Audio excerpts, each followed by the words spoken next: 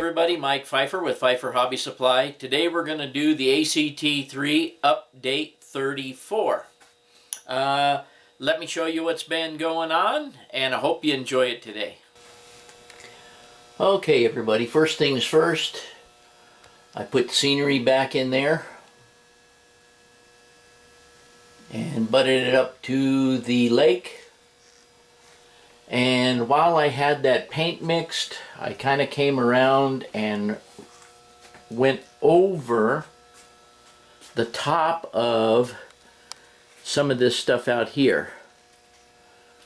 Actually all the way down, except for one little light spot where those cars are parked over there, which I don't mind the variation in color. But anyway, it was so light out here. Well, you guys remember what it looked like. And I just darkened it up a little with the remainder of the paint that I had mixed. This time, as opposed to last time, I have the three colors that I used here, and this one was the base. I added a squirt of this, and then afterwards a little squirt of that to do just some little dark patches, and you can see the dark patches. Excuse me. And as you can see, if I get up on the stool, I have placed the road in, which goes back into nowhere basically, and it will come out here and go under the bottom bridge there, cross over the tracks, which I haven't cut this off right here. I'll get to that in just a minute. I do have water coming out the overflow of the dam over here, going into the river, which you won't see much of that over there when all this is done. And of course I just poured the river, so the river is still wet. And I just, a minute ago before I picked up the camera, stuck my finger in it. And we're going to go into some of pouring this in just a minute.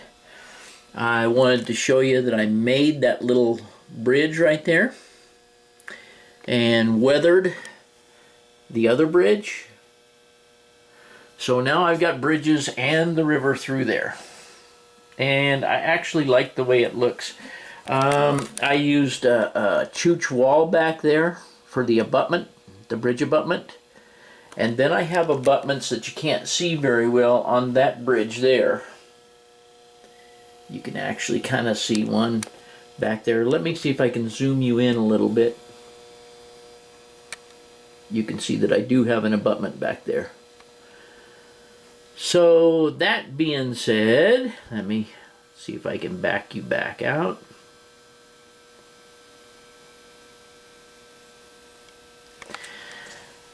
And that being said, like I say, at eye level, and this is for a tall eye level right here, you don't see much of where that road goes to. You see that it goes back there someplace, but you don't know where.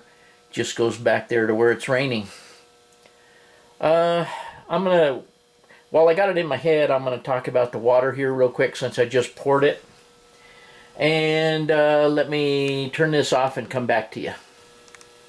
Okay, what I chose for this pour was the Woodland Scenes Murky Deep Water pour. I think it's very similar to, it's a two-part mix, just like Envirotex and any of the others. It's not a water-based product like some of their stuff. I used the murky because I wanted it to look murky as it came down here. Of course, when this dries, I'll put some ripples and stuff in it, and that'll probably be in the next video. We'll put some surface to the top of this water. But since it was just poured, I'll show you down in there. You can see that there's some dark spots in it as it comes down. And as you go back there, it becomes a little more blue. But nevertheless, let me show you what I used for that. Okay, here's how I started. I mixed up this gray-blue color, and I know it looks kind of turquoise in there, but it's because it's thinned out so much. But it's actually a blue-gray. I just chose it out of the sky. I didn't, not literally out of the sky. I just chose it out of the blue, and that's not right either. I just chose it because I like the color. Anyways, I thought it would make a good base color once it dries. And once it dries, it is a gray-blue and not this turquoise-ish color. But anyway, what I did with this liquid, hang on, let me set it aside, is I just went up here to the top, back in there, and I just poured it in there until it ran downhill. And I just let it run naturally downhill until it got in the bottom, down in here. Then I just kept pouring it in, and I had a low spot right in here where you see how it's real dark. And I let the water and acrylic just fill that in, just sit there, and I kept pouring and pouring until it came out here and got right to the edge of the board here. What I did here was there's a little, you can't see it here because I have the tape in the way, but there's a little tiny lip there. It's about 1/8 of an inch high of plaster. And I stopped when the water got to that, and then I absorbed as much as I could once it started running off the board here, to the point where it wasn't running off the board. And at that point, then I had color sitting in the lowest spot of all of the river. And once I accomplished that, I just let it sit overnight, and then I came out here today and poured this murky water into it. And I like the murky water because it doesn't allow you to actually see so clearly down through the water. So in other words, because it's murky, you can't see all the little tiny fish that I made that are down there in the water. Not really. I didn't make any fish, but they're probably there. So anyway, that's pretty much it. All I want to say and reiterate over and over and over anytime I've ever done water is make sure, first of all, that your bottom is sealed well with plaster. And I sealed it with this paint, the brown paint, when I did it. And then I put the blue paint, acrylic paint, over it and let it settle. And I absolutely made sure I had no leaks on my skirting, obviously. And I didn't have any water come out here on the floor, and I don't have any resin coming out on the floor. That's the first important step, is to make sure you don't have water coming out, because if you got water coming out, your resin's going to come out. So you want to make sure that river bottom's always very well sealed. And we accomplish that by doing the steps that I said, putting some liquid paint in it and letting it set, and that way you know whether it's going to work or not. Anyways, you get the gist. I liked this murky water. One thing that I found flawed was it's a 50% hardener to 100% base. This is the murky base. You add 50%, whatever you used here, you use 50% hardener. So I had it to 150 in here, and I was needing to mix 75. Well, there is no graduation there for 75. I don't know. Their milliliter thing that you stick on the cup didn't seem to make any sense. So you got to kind of wing it. But nevertheless, that was the only flaw. I liked the product. The product was great. I still have some left if I need to do an arroyo or something like that. Of course, this is going to harden up and I'll have to throw it away. They do give you 2 cups. They do give you a bunch of stir sticks. They do give you a very good instruction manual. I mean, there's all kinds of things in there about how to do the top of the water after, how to do the pour, all that stuff. And then in this box, is a dirty paper towel. But in this box is a pair of gloves and a disposal bag. There's 2 stir sticks in there for doing it 2 different times. Anyway, I think it's kind of a neat all-in-one setup in the box. Kind of liked it. Let's see. Now I think I'll move on to the road. One other thing I want to say here, just to reiterate every time I do something. Anytime I'm going to put these bridges back in or anything, I always use new joiners. I don't see any reason for having to pull these out again. And they're a booger to get in there once you have all the track in place. I mean, it's not bad, but I don't want to have to do it over and over and over. So when I put these bridges back in there, I always used new joiners because I had painted the bridges. Okay, now we're gonna talk about the road here. What I did, and let me back way up. What I did is I made a paper. I taped a bunch of copy paper together, so I could get from that track back there all the way out to here where I want the road to end. I drew the road in where I wanted it to be, and then cut the template out, laid the template on my piece of roofing felt, or tar paper if you prefer. I'm going to have a bridge across right here, and this road, I don't know if you guys can see it. I have some pencil marks here. That road is going to go on this hillside all the way around. You have to cut this part of this hill out, come around here and come off the layout somewhere over here. I think I talked about it in the last video. But anyway, it'll cross the tracks here, go into that section over there. Well, anyway, I think we covered that. And I'll talk about the bridge in a second. Anyway, then once I get the pattern taped down to the tar paper, then I just take a spray can from way up high on the tar paper and spray over lightly, just lightly, over my pattern. Then when I pull that pattern off the top of the tar paper, what you have left is you have the road, the edge of the road on your tar paper, and you can see the white paint all on the outside. So then you just cut it with a pair of scissors, and then you lay it in place, make sure it fits. What I always like to do, and my critical spot here was where it's going to join up to the crossover. So what I wanted to do is make sure that fit. So what I did here is when I cut this out, and you can see that I got white paint on it, but I cut this out a little bit longer, maybe a ½ inch longer here. And you can still see it. Here, I cut it longer, and there I cut it longer, because when this track gets permanently stuck there, or whatever I intend to do, this edge will be glued down over here with super glue, and this edge will be cut along the edge of the track, and it'll be glued down with super glue. Then I will put a wood grade crossing in there. Okay, that's just how I do my roads. I know people have all different kinds. I know people are going to ask me how wide they need to be. Well, this road gets skinnier the further it goes back there to give you the illusion that it's getting further away, okay? When it gets up here, I made the intersection as wide as the Cato. Okay, so we have a square intersection here. This road would be a highway going to nowhere. I don't know where it goes. It goes to Lubbock, Texas. And then I realized once I got this paper laying here that I have a hump here in my fascia. So what I did is I happened to have some foam sheets, HO foam sheets for laying track on and so forth and putting buildings on.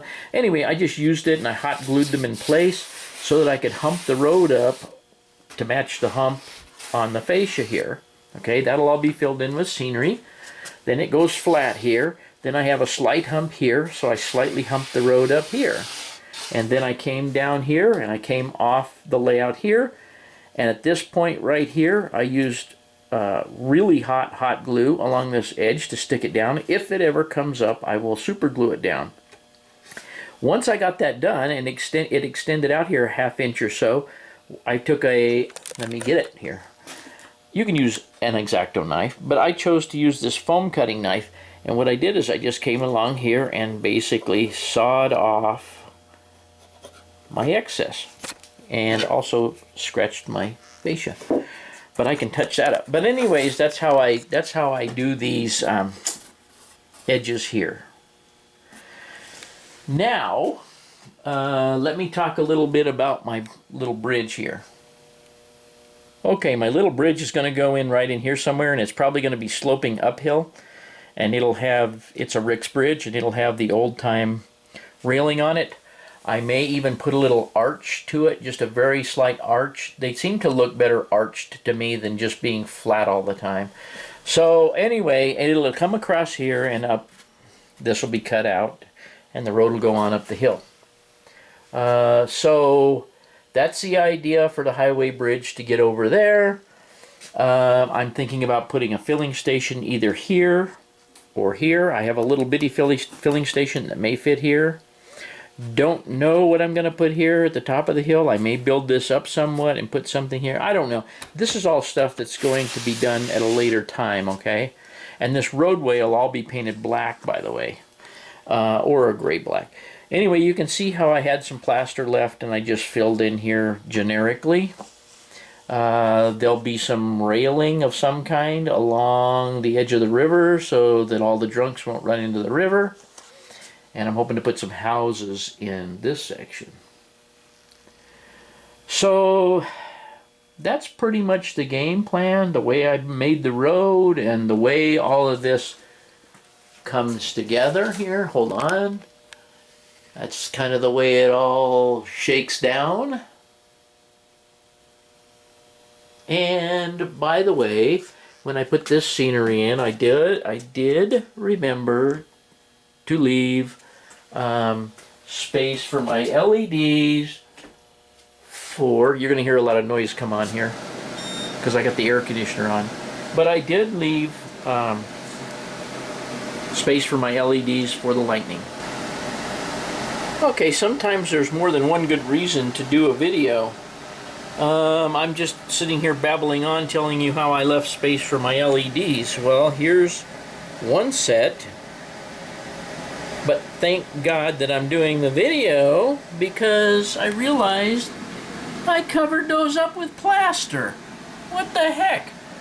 So I've got to, once the river is dry, I've got to cut some of that plaster away and figure out a way to get those lights back functioning again. I mean, they're functioning, but they're functioning under the plaster. So I'm going to have to refigure that.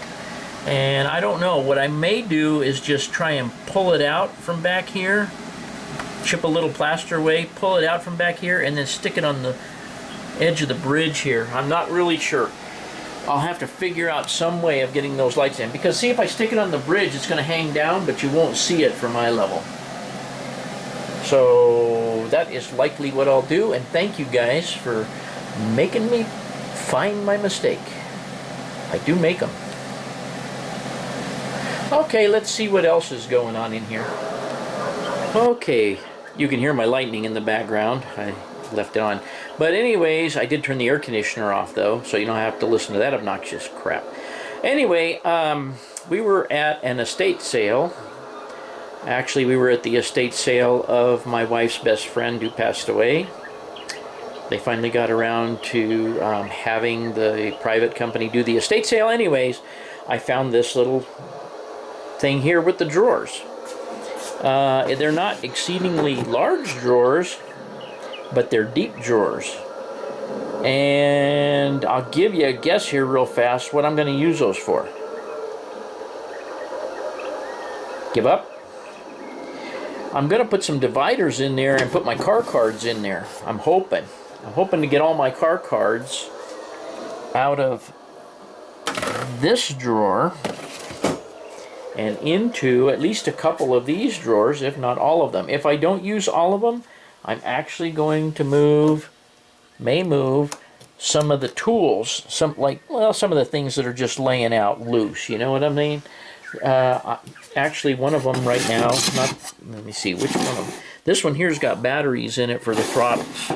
But anyway, I'm going to paint that gray. I couldn't decide whether to paint it black or gray, but I've decided to paint it gray. One thing I had to do was I had to move my bucket again down to this end, right to the very end, and I put the light reel right behind it so they don't take up so much room. And the reason I put this cabinet here is because I know it hangs down low. And I've got stuff on rolling carts back over there, and I've got stuff on rolling carts over there. But I have very little in here, and this is normally where I store the shop vac. So I figured I won't be hitting my head on it all the time. So that's where it is. And I think it'll look good once it's painted up. I'm going to try and take the little hardware off of there, paint them, and then put the hardware back in, and then label those drawers with the little paper labels there. So anyways, that's another thing. And I'm going to show you one more thing before I go. Okay, no big thing. It's just a 402D throttle. Had a lot of you asking me how come I don't use the wireless when Gavin and I are running. It's because it's a pain in the ass to put the batteries in and out all the time.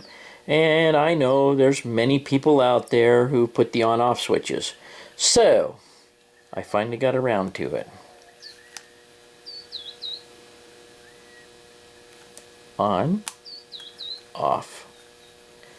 With just a little switch right there. I had to go inside, and I'm not going to do a video or anything on this, but anyway, there's enough space right there for a real small, thin slide switch, and I just happened to have two of them in my electronics box. I think I've gone over before, too, that it does not hurt to cut this cable off right here, which I did simply because I got tired of raking all my equipment off on the floor with the stupid long cable on there. So anyway, that's another thing I've done, is I've equipped both throttles with on-off switches. Aside from that, gang, I can't think of anything else to tell you today, so I guess we'll just wrap this up. Okay, I hope y'all enjoyed that, and as usual, thanks for watching. I have to get some t-shirts made up with that thanks for watching on them, right? Water and a little bit of that paint, acrylic paint. Okay, my little bridge is going to go in somewhere here, and it's probably going to be, God dang it.